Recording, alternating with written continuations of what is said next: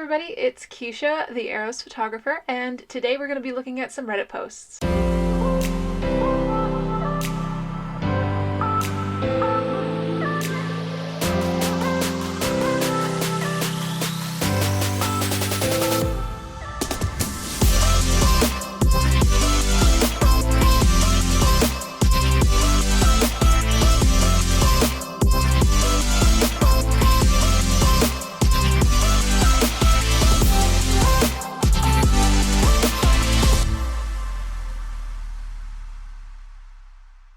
So I thought I'd do some new kinds of content where I look at entitled parents, choosing beggars, and all those fun folks that you don't really want to meet in and around the wedding space. So I want to talk about weddings because that's what I really specialize in with my photography. So let's see some of the crazy crap that people get up to when it comes to weddings. The first story is titled, "My Entitled Mother Tried to Come Between My Fiancé and I Because She Didn't Trust Him." This happened a few years ago, and while I feel bad for the way things played out, I wouldn't have it any other way. When I turned 20, I was diagnosed with severe depression, ADHD, anxiety, and bipolar, among other things, which explained everything as far as the way I always behaved as a kid. I was diagnosed after experiencing a large amount of severe, untriggered panic attacks that occurred for several hours at a time. As a result, I started reevaluating my life and realized that there was a lot wrong with my life, and that if I didn't make changes, it was likely to end my life. Now, my mother loved my ex and believed that he was the one God intended for me. However, I ended up breaking up with him when I realized exactly how abusive he was physically and mentally, especially after realizing that my ex was having the doctor up my meds anytime he decided that the meds weren't helping, which actually led to me blacking out for hours, if not days at a time. At one point in time, I blacked out early in the day, and when I finally came to, I was barricaded in my bedroom with all my meds spilled on the bedspread. I also kept waking up with way too many scratches that couldn't possibly have been from my roommate's dog. When I broke up with my ex, I ended up staying with friends until I was able to explain my situation to my parents and convince them to let me stay until I was able to get a place of my own. Fast forward a month, and I was seeing the man who became my fiancé. For the record, my fiancé and his family are Hispanic and mostly Catholic, while my family is white and Christian. Granted, we met through friends on a blind date. I would love to share that story sometime. And my fiancé was always civil and polite, especially when around my family. I was doing so much better and was starting to feel pretty comfortable with my life and the process of finding my own place.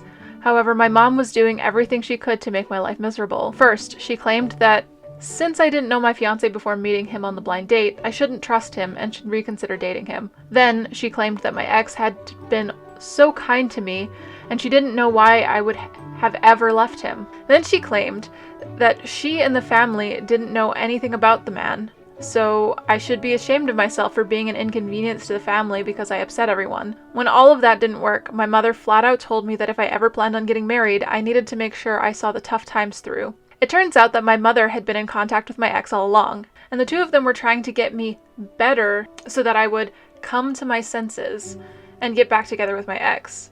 Of course, I made it very clear that I would never do that, but I was pissed when I found out about it all. As you should, OP. What the heck?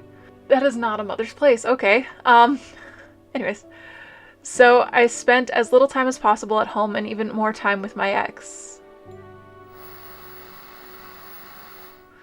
Oh, I think they mean, they've spent as little time at home, which would have meant more time with their ex. Okay. After several months, my fiancé admitted that he wanted to marry me one day, and my mother and father weren't allowing it. My fiancé asked my father if he might marry me one day, and my father told him no, because he looked like the type that beat women. The irony. Oh my god, OP, I'm so sorry. My mother got wind and went off on me, telling me to consider the cultural differences and how the men usually treated their women. I'm so mad. I'm so mad at this person's mom. Oh, this makes me want to cry. They even invited my fiancé and his mother to my little sister's graduation party because they wanted to get to know them, only to treat my mother-in-law like charity trash and constantly talked crap about the two of them to everyone else at the party. I was so furious that I immediately walked out of the party with both my fiancé and his mother apologizing profusely for my family's racist behavior the entire ride back to their house. It didn't stop there. It didn't stop there. Oh my God. My parents convinced me to attend a Bible study in order to help my road to recovery, and I made the mistake of agreeing. One of the women at the Bible study pulled me aside and started asking me about my new relationship. My parents had told them that I was with an abusive man who was pulling me away from the family and needed help convincing me to leave him. This woman had a son about my age and even offered to set up a meeting between us. On the way out, I came across an old friend from high school who warned me that she heard my mom telling others that she wanted to set me up with a God-fearing man and was looking for advice, as the same thing happened to my friend years ago. She was dating a guy her family didn't like, and her family came between them and made her marry someone they approved of. Let's just say I never went back and stopped going to church as a result.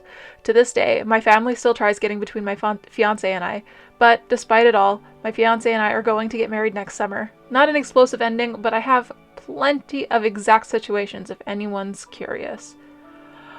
I'm curious why you keep your family in your life at all. They're so toxic. So they want you to marry a God-fearing man that's not going to abuse his wife because of their race and culture? From the sounds of it, you're with a man that is from a family of God-fearing people that doesn't abuse them. So trying to get you back with your ex when he did abuse you is the most cruel of ironies in all of this, first of all. But wow. Man, my suggestion, if it matters at all, is dump your family. Dump them. I grew up in a family where if you're not going to respect each other, or if you're not going to get respect from someone, even though you're giving respect, cut them out. Cut out toxic people. I don't care if they're your mom, your dad, your sister, your aunt, your uncle. If they treat you with toxicity, get them out of your life.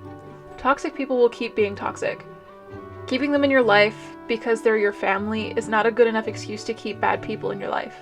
And anybody who says otherwise is just either the person abusing someone in their life that they don't want to have leave, or they're being abused by someone in their life that they're too attached to.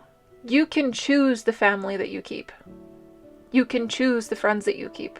You are not obligated to keep them if they're going to be awful to you. I was lucky. I grew up with healthy parents and a wonderful sister, but we earned each other's respect. If I were to go around disrespecting them day in and day out, they would cut me out, and I wouldn't blame them in the slightest. So keep good people, cut out the trash. Don't take in strays. Sorry, that last one's actually something I say to my best friend all the time when she comes across a new abusive person, but she's actually gotten better in the last few years. She's gotten really good at not taking in people that just suck out her soul, which is lovely. It's lovely to watch her stand up for herself. So the next story is called No Contact Getting Spicy After Engagement. Hello y'all, long time lurker, first time poster. Welcome.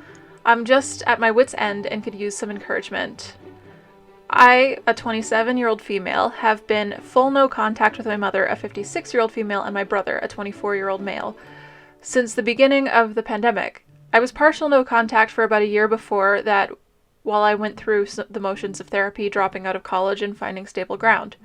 Good on you, OP, for actually taking care of your mental health and doing what you need to do.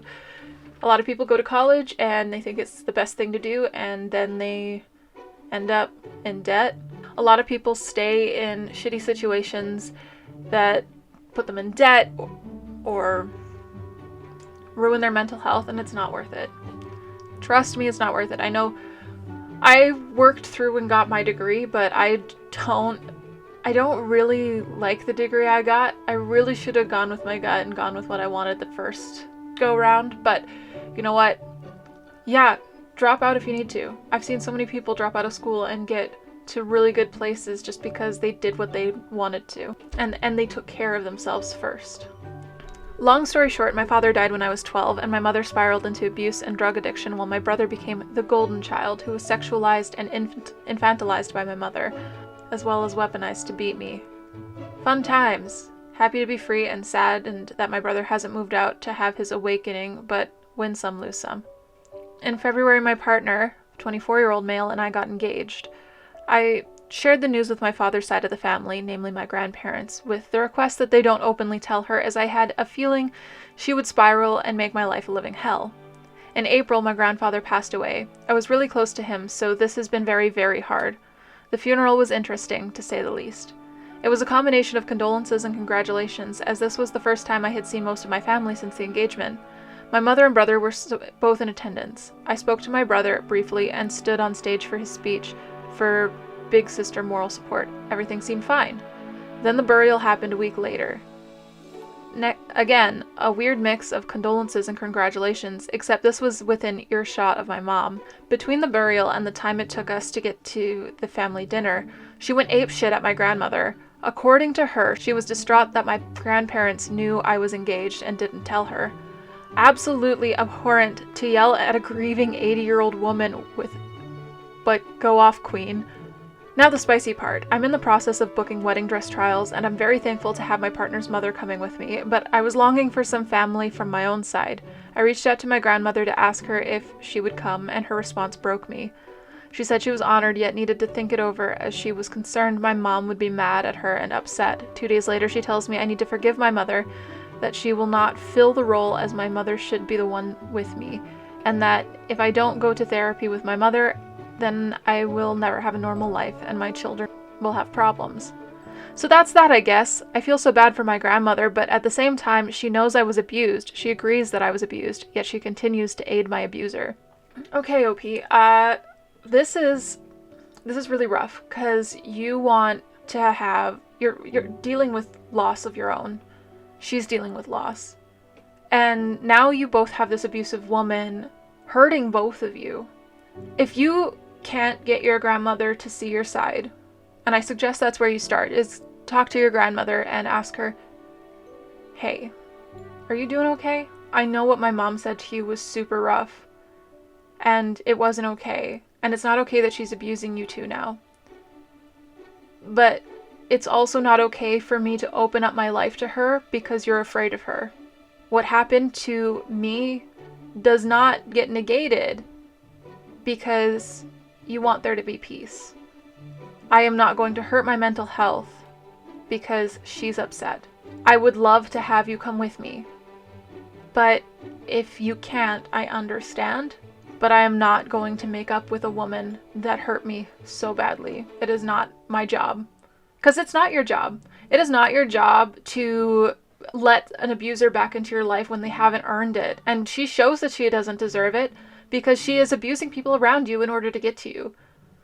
Don't let abusive people into your life, especially when you've worked so hard to keep them at a distance. Your mom doesn't deserve to be in your life. And while your grandma doesn't deserve the abuse that she's getting from your mom, your grandma needs to stand up for herself and stand up for you. And I'm sorry that it's so hard. Leaving abusive people is really hard. It takes a lot of courage and a lot of effort, but you only end up back in abusive situations if you let abusers back into your life. And you might need to face the fact that you need other loving people in your life to come with you instead of your grandma. Can I suggest maybe a best friend, a good cousin? Friends are like family too, if you find really good ones, yeah. I really wish there was an easier solution to this, but like I was saying to the last OP, you deserve to take care of your mental health first. I hope you take my advice if you see this at all. But yeah, that would be my advice about this. This next one is wild. I could not believe. This isn't the OP's wedding. This is a memory they have. But holy, oh my goodness. Okay, so the title is My Granddad Strangled Me at My Mom's Wedding. So it was 2017 and my mom's wedding, and the night was almost over, and it was just my family and a few of my mom's friends left. So me and my nice cousin decided to go play around the kitchen. We filled a cup of water and put some soap in it, and then put another cup inside so it was overflowing into the sink. We were only 7 and 8, so to us it was really fun. So are you telling me you're 13 now? I find it really weird when I see like kids on Reddit, you know, like young teenagers. I usually expect like at least 15, 16 before they get onto this website, but man. So note that the kitchen staff had cleaned out everything in there because from like 11 o'clock, everyone was drinking Jaeger bombs. Then like 20 minutes after we started playing, Entitled Grandfather comes in and says, we shouldn't be playing in there because OP can cut yourself. We tried arguing, saying that it was cleaned out, but he wasn't having any of it, so we came out and I said under my breath, you idiot. I should not have done this. Probably not, but next thing I knew, there was a guy pinning me to a chair with his hands around my neck saying, you little shit. My nice cousin screamed, and luckily my cool uncle heard, pulled my entitled grandfather off me, and within seconds he had him outside and calling a taxi. At this moment, my entire family was around me asking if I was okay, and I was, except I could barely talk for the next 2 weeks. I went home the next day with all my cousins and family, and they cheered me up. I'm completely fine now, and me and my family have a good relationship now.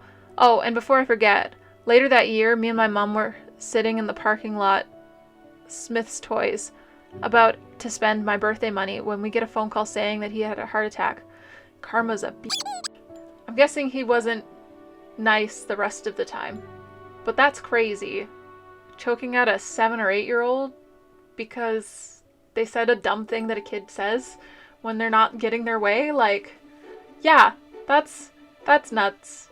But also, I hope you learn not to say that around crazy people. Because he sounds crazy. Damn. Next title is, my entitled mother made my engagement about herself less than 3 hours after I got home. My 24-year-old male partner of 4 years, 29-year-old male, proposed to me this weekend, on Friday, which was our 4-year anniversary. It couldn't have been more sweet and personal. My partner had gone behind my back and commissioned an artist I know to draw something special for the occasion. Me and my partner both play Magic: The Gathering, so Friday evening after work we were gearing up to play at our local game store. My phone buzzes. It's a message from my partner. It just says, image. I go to open my phone and see it. It was personal and cute and left my head spinning trying to make sense of it. It was artwork of, well, an OC of mine that's very personal to me getting proposed to. I look over at my partner. He's smiling like an idiot and gets down on one knee. I'm rambling. Wait, and laughing with tears in my eyes. OP, will you marry me? I must have paused too long in shock or something, because after what felt like only a moment of nervous laughter and holding back tears, he said, well, of course I said yes. I was totally 100% not expecting this. We had talked about it several times over the past year or so. Fast forward, it's evening around 12:30 a.m. I made the difficult decision to call my mother and tell her I knew she'd be happy for me and kill me if I didn't tell her that evening, but I texted her first to make sure she was awake, and she said yes. I also knew there was a chance she'd start crying on the phone, as she does, with an inking of tears of joy, because she cried at my college graduation and she cried at my high school graduation. Part of me also dreaded the flurry of questions I was anticipating, so before we get there, a touch of background. I've been dying to move out of my mother's house for years now. I graduated college in December of 2019, COVID happened, my mom stopped working as much as a substitute teacher, and I had to step up and contribute to the cause, as she put it, and help her financially, so I couldn't move out. I was also paid peanuts at my first job out of college. Bro, same. Fast forward, every time the topic of me possibly moving comes up, she cries, because she doesn't like change. Doesn't want her baby to leave her, while simultaneously saying she doesn't mind and loves me and is happy for me. I can't breathe a word about moving without waterworks, but it's more than empty nest, it's guilt trips. I'm paraphrasing, but what comes out of her mouth lately has been something akin to, if you move out, I won't be able to afford to live in this house anymore.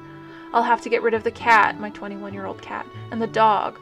I might end up homeless or have to move into a housing authority. Our 9-year-old sweet but pain-in-the-ass dog, that is, if I'm being honest, mostly hers, because of how his attachments are. I've told her she's guilt-tripping me before. She said, I'm not trying to make you feel guilty, I just need you to know the facts. Oh girl, it is definitely a guilt trip. Damn. If your intention by stating the facts is to get someone to feel so bad that they stay, you are manipulating and... Damn. Okay, I gotta move on. Okay. I'm mad. Abusive parents make me angry. because I see way too many of my friends go through it, and I just want to sweep them all up into my family. The amount of friends that my family has adopted over the last lifetime, because everybody else's parents are awful. Way too many. I have so many adoptive siblings at this point. Anyways, I'm essentially her free therapist, her emotional support animal, etc., because she's divorced, about to turn 62, and doesn't have any friends except for one of her 3 sisters. Yikes. Alright, back to now. I called her and told her the news. She said she was happy for me and that she loves my partner, that she's getting a second son, etc. Okay, good so far, I thought to myself. But nope, she said, I guess that means you'll be moving out. I nip it in the bud there, I'm not doing it that night. I refuse. I said, can we not talk about that stuff right now, please? I say she backed off. I know exactly where that conversation would go. She wants my partner to move in with me and her. She said it before. She tries to spin it as, you'll be able to save more money if you don't pay rent, yet somehow doesn't consider the $800 plus at this point with other bills she's asked for help with throughout the month. It's over $1,000. I end up giving her every month to help the cause rent. Fast forward again, I spend the weekend with my partner.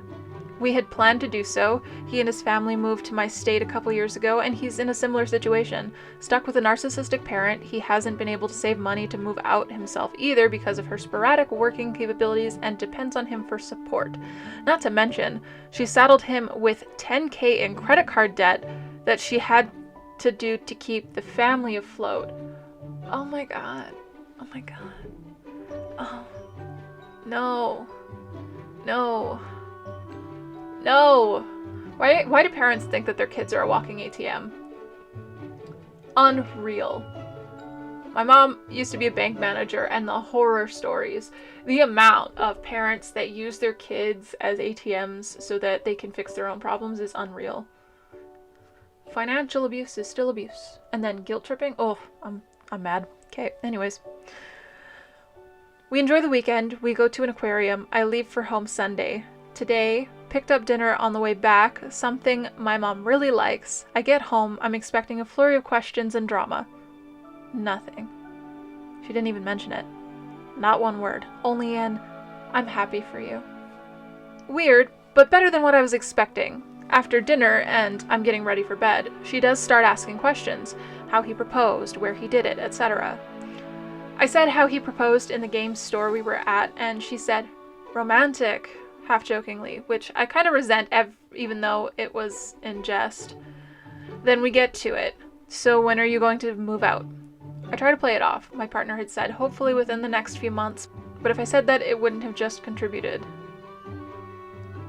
I think they meant it would have just contributed. I'm in damage control mode, trying to deflect and change the subject. Nope. I end up explaining that we were hoping to move out sometime soonish so we could live together and save up for the wedding and a house down payment together. She said, well, you could save more if you both lived here and didn't pay rent. Problem. I want to move out and get away from her. I love her, but the constant unending guilt trips are driving me to insanity. Additional problem. My partner has said that he would begrudgingly if I asked him to, but I refuse to do that because doing so would mean he'd have to give up seeing some of his friends during the week because we live in different towns. He'd also add about an hour to his commute and put a shit ton of miles on his car. I've explained the work thing to my mom and she said, can't he find another job closer in the past? I've never told him that she said that, and if I called her on it, she'd conveniently not remember. But this time I told her how he wouldn't be able to see his friends, and that's not really fair to him. I'm still in damage control, and it devolves further anyway. I'm rubbing her back with a back massager, and she says, I'm sorry, but becoming homeless is kind of a big deal for me. I've had it. I look at the clock, and I see it's 10:30. I got home a little after 8. She did not last 3 damn hours before she made it about herself. She wouldn't become homeless. Me being gone would save her some money, too. I suppose I'm writing this as a catharsis to get it out of my system. I just an hour ago was sobbing to myself about how she couldn't give me the whole weekend. That was supposed to be one of the best of my life. She had to make it about herself. She couldn't just let me be happy. She couldn't even last 3 damn hours. She couldn't even last a damn 10-minute phone call on Friday night. If I had let her continue, the same conversation would have happened over the phone. She knows full well that what talking like that does to me, and how it makes me feel something I shouldn't, or whatever. I'm 24 years old. Why do narcissistic parents just have this hold over their kids into adulthood and make them feel guilty for breathing in a way that's inconvenient for them? Yes! Yes! Yes! Why? Why? Your kids are not your meal ticket, and they're not here to fix you or your problems. You're not supposed to birth kids to be your life slaves. They are supposed to be things like people that you love and want to see flourish. Her circumstances aren't great, but she uses her circumstances to justify her actions. Awful. She's sick, has lupus, rheumatoid arthritis, is divorced, hurts all the time, and doesn't work as much because she hurts. She says she can't work, but she's not helpless. She specifically says, "I'm not helpless, I just need some help." The above paragraph is a summary because I've droned on long enough. I'm tired of constantly bending, telling her she's one and I won't ever move out. Telling her that she's one, that I won't ever move out. She has some real doozies of guilt trips to the max to make me promise to never move out. But with my engagement, I have more newfound strength. I didn't bend this time like I always do. I didn't stand up to her, but I also didn't engage. I just hope it holds, because she's going to lose this fight. I can't bend anymore, or I'll drag my partner to live somewhere he doesn't want to live, and somewhere I don't want to live either. Good on you. Keep fighting for yourself. Don't bend, don't break, but stand strong. Do what you need to. It's your life. Live your life. It's going to be beautiful, as long as you don't let abusive narcissistic parents tell you what to do. Because you're 24. You have a degree. Heck, you might even find a better place to work if you moved closer to your fiance. Do what you need to do, and the rest will fall in place. And if your mom is 62 and disabled, she needs to go get disability. She needs to get on some sort of disability. Or she needs to get off her ass, work, and put her life back together and stop using this as a crutch. You're not her savior, and you don't ever have to be. You were not born to fix your parents. On that note, thank you all for watching. If you like this kind of content, there are some more coming soon. I'll be looking at Choosing Beggars as well as Am I the So stay tuned for those episodes coming probably once a month. I'm trying to get on a more set schedule. Leave a comment below what you thought. What did you think about each of these stories? Some of them are pretty intense. And like, share, subscribe. I'm still a little small channel, and subscribing could help me get to a point where I'm making income that could let me do more videos and do more content for you guys. So have yourselves a wonderful day, and I'll see you in the next video. Bye.